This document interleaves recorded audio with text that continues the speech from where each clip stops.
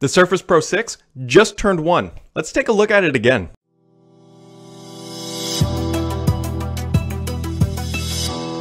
What's up everybody, Brad here, and it's hard to believe that this guy has done one full revolution around the sun. It really has. This guy is a year old now. This is the Surface Pro 6 from Microsoft, if you're not familiar.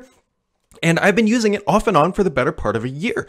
And so this isn't a full in-depth post-mortem year review or anything like that, because I still use this guy, definitely not post-mortem.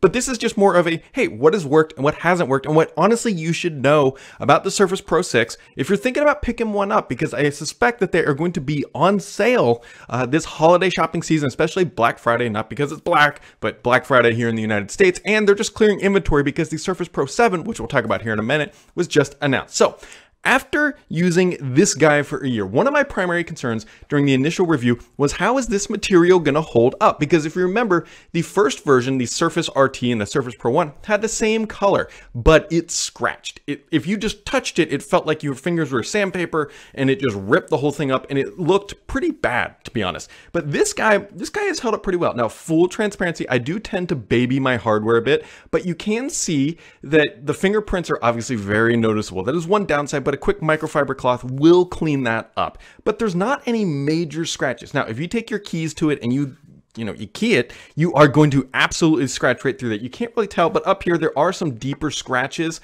and the light doesn't really reflect to show it, or refract to actually show it, but I can definitely see it in person, but they are very, very minor. Very minor. Think of like a grain of sand just kind of running across there. So it's not perfect. It will scratch, but I don't believe it's as bad as the previous generation. Obviously, it's a smudge factory down here on the logo, but otherwise, it's still in really, really good shape. It's honestly fared better than I expected. So that was one of the primary concerns that did not materialize throughout the year. Now, there's a couple other things to keep in mind here. Battery life on this guy, I'm getting around 5 to 7 hours, really just kind of depends on what I'm doing. And I use these things pretty heavily, everything from Photoshop. I don't do any video editing on here, and Photoshop does struggle a little bit, but it's fine. It's still meeting expectations, and I don't have any major worries with the battery life. One of the bigger things though, in 2019, if I can grab that power button right there, if you look there, the bezels are still gargantuan. That is one thing that has not changed, and there's no way it would change, but the bezels are still, the bezels are 2014 and we're in 2019. And so in the redesign Microsoft, I fully expect they're either going to shrink the bezel or stretch the display, much like they did with the Surface Pro X. But again, if this doesn't bother you, and it probably doesn't bother that many people, it's just I'm nitpicking here, which is a good thing, and I'll explain. The bezels are a bit, they're a little old, and they make the device look dated. The other thing that has been a little bit frustrating is obviously no USB Type-C. Now, the Surface Pro 7, which was announced this month actually, does have Type-C.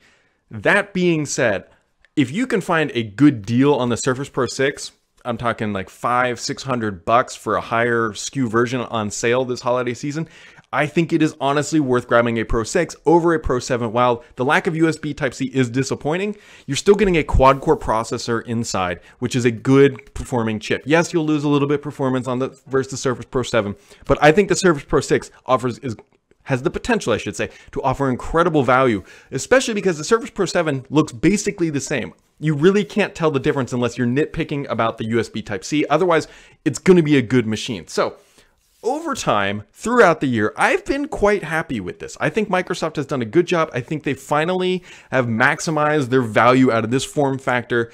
While it does look a bit dated, it's trusty, it's reliable. I did have some Wi-Fi issues earlier this year, but either a driver update or a Windows update fixed that. It was fine, then there was an issue, and then now it's fine again. I have not had any problems with the power buttons or anything like that I had on previous generations where they weren't always responsive. As you just saw me turning this thing on, pretty dang responsive. It has worked out pretty well. So the long story short here is the Surface Pro 6 for the year has done a pretty good job. It has met expectations. It's not a home run. It's not a game-changing device anymore. I mean, this thing has been around for many, many years, this form factor, I should say. So no big surprises there.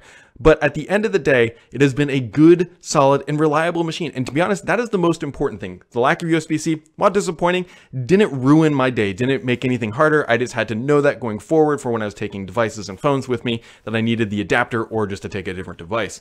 The Surface Pro 7 remedies some of that, but again, it's not worth paying significantly more just for Type-C. I really don't believe that yet. And so there you go, guys. This has been the Surface Pro 6. I've been playing with it a year. It gets a genuine thumbs up. I think Microsoft has done a good job. The black on the back, at least for me, has held up pretty well, as you guys can see. Nothing there, nothing up the sleeve by any means.